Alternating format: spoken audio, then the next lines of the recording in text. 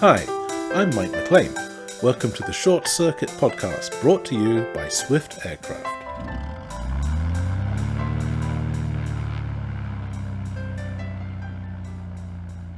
In this series, we'll be chatting with a variety of people from all walks of life, but who all have one thing in common: aviation.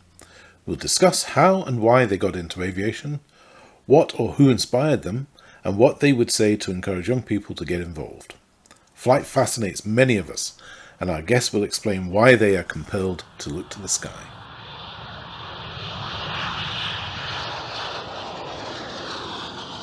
Today's chat is with Adam Twidell. As aviation enters a new phase of development and new technologies come into reality, these will soon start impacting on our day-to-day lives. In the civilian world, they will be first seen in the business and training sectors. Adam talks about his role in this changing landscape and his vision of the near future. But before we start, I have a request. Please remember to click the like button, share with friends and colleagues, and subscribe. This really does help us get the word out. So, with that in mind, here goes. Good morning, Adam Twidell, and welcome to the Short Circuit podcast. And we'll start with question one, as usual, and that is, who are you and what is your current role in aviation? Well, hi, Mike. My name is Adam Twidell, and I work for the FlexJet Group. The FlexJet Group is a large collection of private aviation companies, brands, but we're all within that space of private aviation. And I look after the future of flight within the company, which is all about the decisions we are making to be a more sustainable aviation group going forward and the types of aircraft that we might soon be flying very soon. Wow. Okay. So that's quite far-reaching. That's quite far-reaching and very futuristic, obviously. We'll come back to some of that later on in the conversation, but first of all, a little bit more about the man, and that is, so what got you into aviation? What was the incident that got you looking upwards? Well, I was brought up on the north side of Glasgow, and after having a year off, I went to Edinburgh University and I studied electrical and electronic engineering, which was quite a tough course. And one morning I was sitting down in the lecture hall, and next to me was this chap who was looking at an aircraft checklist. Okay. And I spoke, and I said, what's this you've got? And he explained that he was part of the University Air Squadron and he was learning to fly. And I asked him more questions and found out that anybody could apply to join the University Air Squadron. I didn't have a military family, and indeed nobody within the family was involved in aviation. So this was all very new to me, but I managed to get myself into the University Air Squadron, and a fabulous time learning to fly for free at university. And that led me into joining the Air Force for real afterwards. The for free bit is always important, especially at that age, I think. Well, it was even better than that. They paid us a little bit to attend flying lessons and to have great evenings in the townhouse. The University Air Squadron has evolved, and now they do less flying than we were able to get away with. But they have so much fun. They learn a lot about not just the military, but about leadership, outdoor activities. It's just a great organization for people to get involved with when they go to university. So you never did the cadets as a youngster, then? It was I was a scout, actually, and still am. I really enjoy my being involved in the Scouts. And indeed, this weekend I've been flying the Scout glider at Cambridge Gliding Club. Right. I'm getting checked out so I can do air experience flights with the Scouts. Oh, that sounds good. Okay, again, something else we'll come back to in the conversation. You said you were with the name of your outfit. My wife and I, I described this as a midlife crisis. We set up a company called Private Fly. I looked around at how customers flying by private jet were very dissatisfied by not knowing the true cost of how much it should they should be paying for flying by private jet, and there was no information online and certainly no booking platform. So my wife Carol and I sold our house in St Albans and put the money into building a company, which 10 years later was acquired by the FlexJet group. Right. So FlexJet is it's got lots of brands within the group, and the most well known is FlexJet. We have close to 300 aircraft, mainly private jets, but we also operate helicopters in London, New York, and in Florida. Mm-hmm. But outside, and that's fractional ownership, where owners will buy a share of an aircraft and allow them access to the fleet. Right. Okay. But outside of that, there are other companies which sell jet cards, Sentient, which is the largest jet card company, where you buy 25 hours, and then on-demand charter with FX Air and Private Fly, Okay. as well as numerous other companies that we're involved in and have in the group, such as SimCom, which is a flight training school in Florida, and engineering companies. We manufacture an aircraft called the Nextant. There's a whole lot of activities, but all within private aviation. Right. Okay. So this is a surprise that you manufacture an aircraft called the Nextant. So does this tie in with your future flight role? Is this a... The Nextant is a re-engineered aircraft. So they take older aircraft and put new engines on them, Mm-hmm. and fit them out with new avionics, and launch it as a new aircraft. But no, the future of flight activities, well, in particular, we're the lead customer with Eve, which is a breakoff from Embraer. Mm-hmm. And we're the lead customer with that eVTOL, electric vertical takeoff and landing aircraft. Mm-hmm. And we will be looking at other manufacturers as well. The idea is that we already operate helicopters in and around cities, primarily looking after our aircraft owners when they land. So they would land in Teterboro, and then we would be able to fly them to the Hamptons or into Manhattan. Mm-hmm. Here in the UK, land at Farnborough Airport, and we'd be able to take you into Battersea or wherever you're going. And some of those trips are now going to be feasible on electric aircraft. Introduce electric takeoff and landing aircraft into our helicopter fleet for some of those missions. Right. Okay. Moving into that world of the upcoming developments and so on, and electric flight. So what are your thoughts or your instincts on the actual power sources for this? I mean, we're looking at rechargeable batteries, replaceable batteries, hydrogen. What do you think is going to work, and what do you see as the pinch points and the challenges coming up?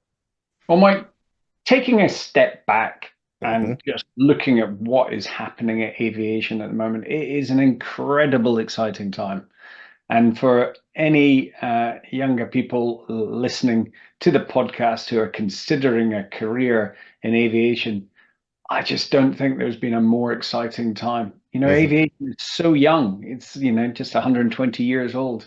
And over the last, few decades, on the surface, people would not have seen that much change. And that is all about to change now. We've got such incredible new aircrafts, new technologies coming through, and there are lots of avenues that people are exploring.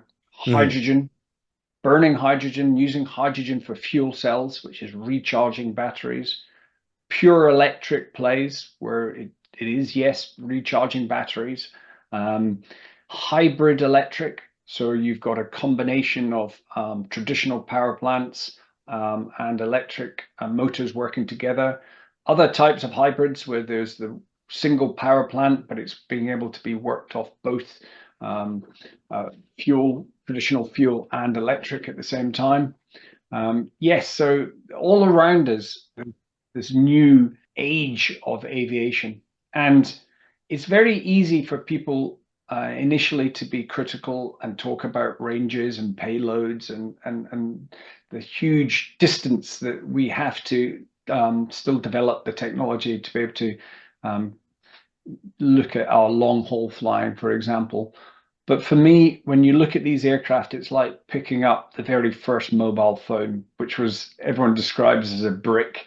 And you, when I was at university, nobody had mobile phones, and when you got your first one, it was really limited in what it could do, and it was expensive to use.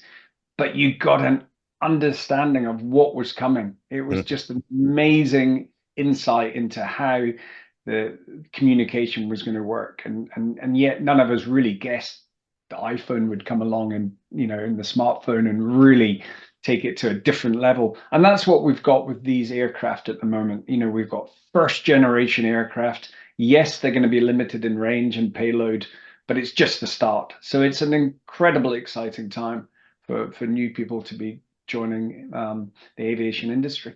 Yeah, I mean, I would agree. It's the first time I've heard the mobile phone used as an analogy, but it's a pretty good one. I'll steal that one if I might, because Really? in future conversations. But yeah, it's not just the power plants. It's the whole infrastructure behind it. The materials, or lightweighting materials, recyclable materials, control infrastructure, air traffic control, and automatic systems for separation. And you can see the world changing. I don't know what, anything below 1,000 feet in the city areas where you've got lots of eVTOL stuff bouncing around, but then you've got more conventional aircraft outside that. So the rules are going to change, and the power systems are going to change. So I think I agree with you. I think it's the scope of things is going to explode with the number of options and capabilities that are coming. Yeah, It's going to. absolutely right. We're lucky enough to be around at a time when all of this new technology is coming together: lightweight, composite materials, distributed electrical systems, advanced avionics.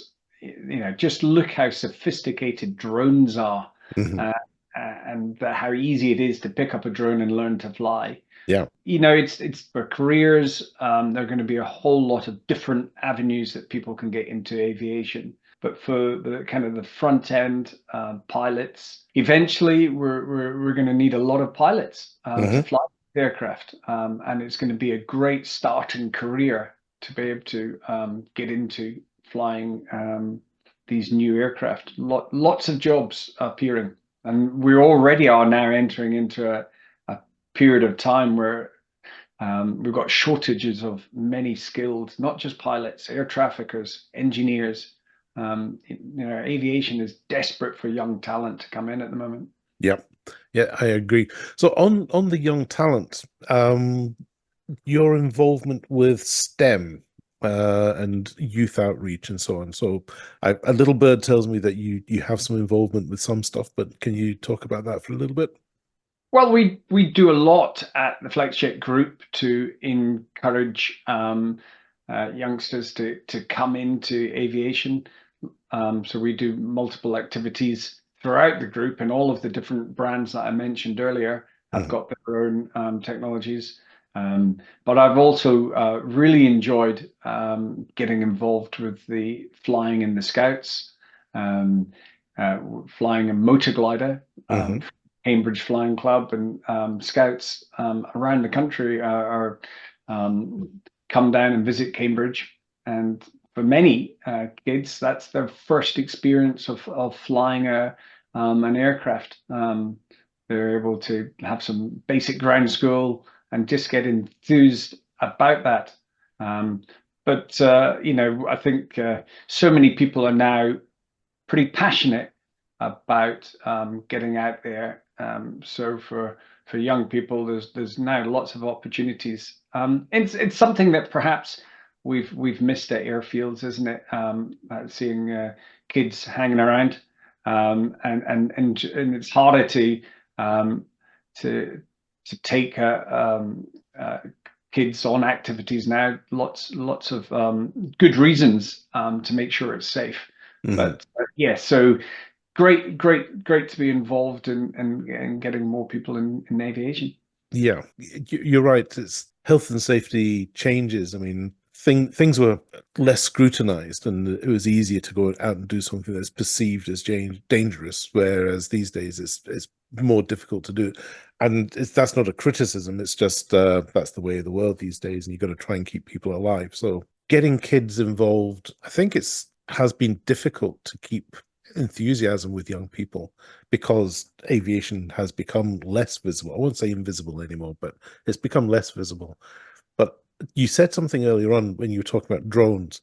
Off the top of my head, I think that playing with drones and the way drones have suddenly exploded onto the market, that's possibly the first interaction that a lot of young people have with aviation of any sort, other than the trip to Malaga and back in the summer holidays. I So mean, the flight deck door has not helped with introducing kids to the flight deck. It's harder now for airlines to do that. yeah. Um, we have we're fortunate in private aviation that when we do have kids on our aircraft, we can break down some of those barriers Mhm. and really spend some time with kids. But yeah, drones are about to really multiply in their activities. Lots of companies doing some great work with drone deliveries. Uh, uh, all number of activities. You know, during COVID, we saw the Isle of Mull, not too far from where you are, Mike, Hmm. having blood samples being taken on and off the island by drone. Test results going back quicker. We've got lots of opportunity around the west coast of Scotland Yeah. to service these remote communities much better than we are able to do at the moment with our ferries and very limited air travel services.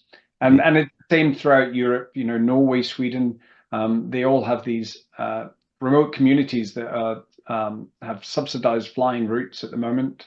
But yeah, these types of new aircraft, these advanced air mobility aircraft, will be able to really transform a lot of communities and connect them so much better with hubs on the mainland. Yeah. I mean, there are the spin-offs and the knock-on effects from that will be significant because these remote communities are struggling with disappearing young population because it's hard for youngsters to live there now. So they leave, going to the mainland or going further south, and the communities that are out there start to just dissolve and vanish. And also, like Orkneys and Shetland Islands, there's a lot of development going on up there as well. When we start to see manned drones, for want of a better word, or when the eVTOL starts to become visible to the public, and then you can say, well, it's easy to transfer oh, I've got a little drone in the garden, and there's something that looks like that, but it's carrying a person around a city. Then I think I'm anticipating a surge of enthusiasm and interest again. Yeah, and more than that, when people fly on these aircraft for the first time, Mm, it's going to be an incredible experience. yeah, It's not going to be completely quiet, but the noise level is substantially reduced. It will have a different tone than a conventional engine, but it will be smooth. It will yeah, be seamless flight into the air, like flying on a helicopter for the first time. It kind of takes your breath away with the experience. That's what it's going to be. That's what it's going to be like to fly electric for the first time yeah, on a a good weather day. You'll feel like you're just floating, yeah, and with larger windows, the visibility. I would see that not just for taking people from A to B. These aircraft are going to be exceptional for air experiences, flights, tourist flights around cities where we might be facing challenges from noise complaints. We'll hmm be able to really allow people to enjoy aviation without the drawbacks that some of the aircraft have today. yeah. I think in certain areas and certain circles, aviation is always frowned upon, is considered dirty and dangerous and so on. And if you look at film of a 707 taking off in the 60s, you could watch it for hours because just these 4 columns of black smoke that's been around for so long. Oh, Mike, I have to tell you about my first night in Bryce Norton RAFMS. Oh, right. I'd just been told that I wasn't going to be a fast jet pilot, and I was heading to the multi-engine world, which for anyone going through the training system, thinking that they were going to be a Harrier pilot was quite a low moment in my flying career. Luckily, it got so much better when I found out where all these what the life of a multi-engine pilot in the Air Force was going to be like. But I took myself to Bryce Norton, and I was woken up at 2 a.m. with what I thought was just an earthquake happening. The whole building was shaking, and it was just a VC-10 taking off at 2 a.m. in the morning. But oh my goodness, those aircraft were noisy. Yep. Yeah. I mean, the technology has moved on, and as you said earlier on, it's accelerating, and I think we are entering the next phase, and it's addressing the pollution, it's addressing the noise, it's addressing the comfort, accessibility. And I think that the opportunities for young people coming through school and college and university and so on, there's always a job in aviation. That any job that goes anywhere else, there's a place for it somewhere in aviation. So we just need to get the youngsters involved and enthused. Do you know there are now over 1,000 different designs of electric aircraft? Well over 500 companies manufacturing different electric aircraft at the moment. It's the amount of money that is poured into this sector is huge. Here in Europe, we've got Volocopter in Germany, really trying to get ready for the Olympics this summer to be able to do first commercial flights. We've got Vertical in Bristol here. We've got Lilium, another company, and in the States, Joby and Archer and Eve and Beta. These companies are well onto the down the road of making certified electric aircraft. So we're within touching distance now of this all becoming a reality. This is true. Well, of course, and don't forget Swift Aircraft. We should have our prototype moving around this year. So we'll be making an awful lot of noise about that, but because that would be completely homegrown. Tell me a little bit more about that. Well, the Swift 2-seater trainer, conventional looking aircraft, which will be suitable for the training world, also as a tourer for the private individual. Aerobatic capable, so +6 -3G, fixed gear, elegant is the word. So at the moment we're working on a number of alternative power plants. So there'll be an internal combustion engine which can run off conventional fuels, but also SAF, so sustainable aviation fuels. And there will be electric options, and the electric options will be looking at a variety of sources for the electricity. So whether it's lithium ion, hydrogen, and there are alternative battery sources which are potentially in the wings. So there's differences between different batteries. So there are some that are rechargeable, and there are some that are replaceable. So it's like swapping out just a giant Duracell. Fantastic. Looking forward to seeing it. Yes, we will be making an awful lot of noise about that when it happens. So watch this space. But I don't want to turn the podcast into an advert. I've recently completed my electric conversion on the Pipistrel Electro. I flew that with Saxon Air at Norwich and converted across. And my first electric solo was equally as exciting as my first solo on the Bulldog aircraft when I was training with the Air Force. It was an amazing experience to fly an electric aircraft. There are many of these aircraft now in spreading out across flying schools. Yeah. So it's a great opportunity to fly electric for the first time. Well, this is very true. And if you're familiar with Saxon, and if you're based down near that area, then you're more than welcome to come and pay us a visit over at what was RAF Coltershall, is now Scotto Enterprise Park.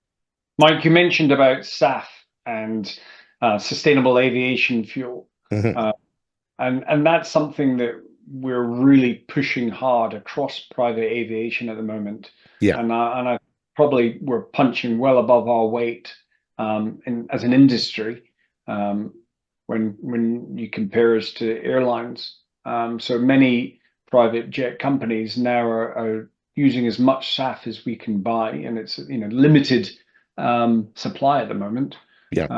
And at FlexJet, we've got a goal of reaching 12% by 2030. So it's a great way that private companies can now do something, as well as offsetting, of course. And offsetting is not the long-term answer, but again, it's something we can do today. And we're proud that we're offsetting by 300%, 100% for the carbon dioxide, and another 200% for the other emissions and the contrails that we make. It's a really good time for aviation to put up its hand and not really be like the tobacco industry of old and try and hide what we're doing. Just say we know we're damaging the planet, and we want to do something about it, and we want people to help us on that journey. Yep. And that includes youngsters coming into the industry. Some people might be put off by joining an industry which is under attack in some divisions. But I would say to that, no, this is the perfect time to come, because we need to make change, and the best way to make change is from within. So sustainable aviation fuel is an exciting topic at the moment. Excellent stuff. So with that, we'll leave the technical conversation at that point, because time is running out, the clock is ticking. But I think you've hit the nail on the head there in just trying to encourage the new bright young minds to come in and help us fix the problems, because that's what we want to do.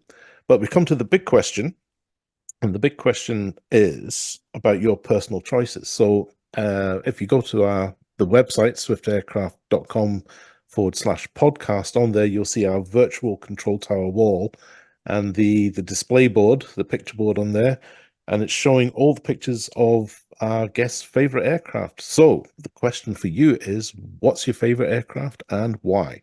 Well, the C-130 was a strong contender. The Hercules, fantastic time flying that all around the world, doing a whole manner of different things. But I think it's been beaten on your wall by that Pipistrel Electra aircraft. Now, look forward to seeing the Swift aircraft when it comes online. But having the first certified electric aircraft now available to fly was just such an amazing aircraft to get involved with. So the Electro takes it for me.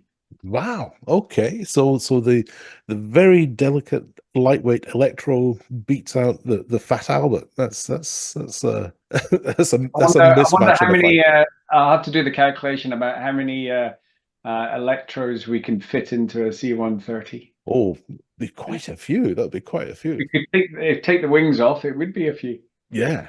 Excellent. Okay, so we're going for the Pipistrel Electro. So it's not our first electric aircraft on the wall. I think Angus put up the Airbus Zephyr, but yeah, I think it's the first time the Electro's been up there. So excellent stuff. So Adam Twidell, thanks for coming along and talking to us on the short circuit, and I look forward to seeing you and hosting you at Swift Aircraft in the not too distant future. Thanks, Mike. Look forward to being there.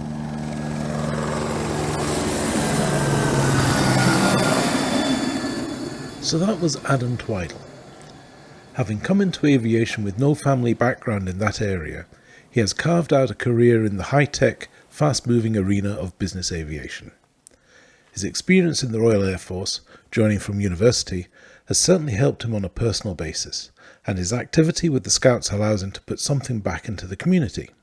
But his focus on the future of aviation and its application into the modern world gives him a great perspective. The future is closer than you think, and we need bright young minds to make it happen properly. Thanks for listening, and fly safe.